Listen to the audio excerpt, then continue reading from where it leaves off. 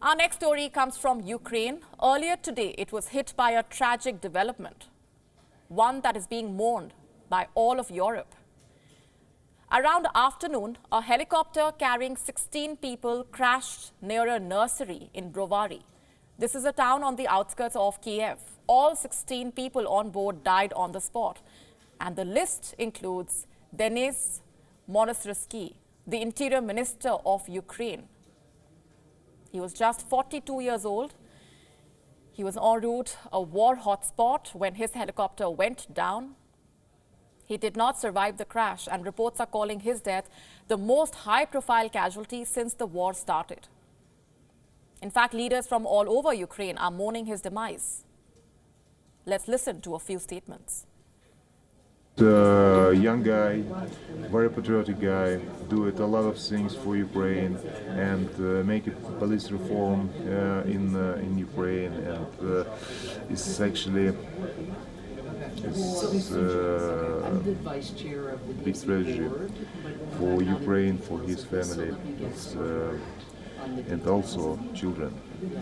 This is unbearable. Like every time you think you're getting adopted to the new level of tragedy, and then another thing hits you. So this is a tragic moment, definitely, and I'm kind of barely holding my tears. He was a great man, very open, very determined, you know, and very focused on his duty. He was a hero.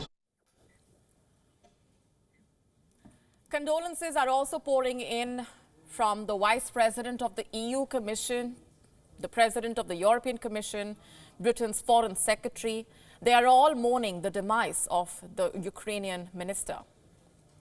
His death is tragic as it is, and what's worse is the crash has in a way wiped out the top leadership of Ukraine's Interior Ministry. You see, also present on that helicopter were the Interior Minister's first deputy, Yevhen Yenin, and the State Secretary.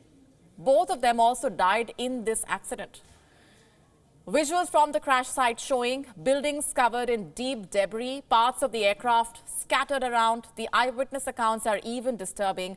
Listen into this statement of a grandmother whose 4-year-old granddaughter escaped the nursery at the last minute. We just heard an explosion. We ran out. My daughter ran to get the granddaughter. She goes to the nursery. We took her. Everything was on fire over there. The cars near building number 19 were on fire. That's all we know at the moment. Back in Kyiv, visuals showing victims of the crash being carried to a hospital on stretchers. The country's deputy health minister saying many of them are still in shock. Listen to this. At the moment, 8 victims have arrived here, 6 children and 2 adults. Their state is of different severity, but all the patients breathe on their own. They are in shock, most of them. All the required help is being administered. The patients are being stabilized. Afterwards, we will consider sending them abroad for recovery. Now to some questions. What exactly led to this crash? How did it happen? Was it an accident or the result of an attack? So far, no one knows. There is no indication that the crash was planned, neither does it seem to be the result of a strike from Russia. However, many Ukrainians are saying that Russia's war is to blame for this disaster. As for the aircraft in question, it was a French-made H-225 Super Puma. Its images on your screen, reports saying this helicopter was repeatedly involved in transportation of personnel during the war. There are no reports of it reporting any technical glitches.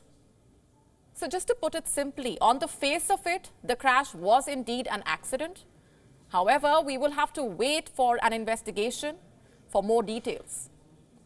In the meantime, let's tell you where the war is headed. In 4 weeks from now, it will complete 1 year. Is there a chance of it coming to an end? Not really. Both Ukraine and Russia have refused to budge. However, there are some interesting developments that tell you how tired the two sides have now become. Take this one, for example. These are visuals of the founder of the Wagner group telling the former convicts who fought in Ukraine that they are now free to live their lives. Watch this. You have received this booklet which you went through. Earlier I told you that I needed your criminal talents to kill the enemy in the war. Those criminal talents are not needed now. Try to remember very well that there is no need to return to a camp. You do not need to be convicted and imprisoned to return to war.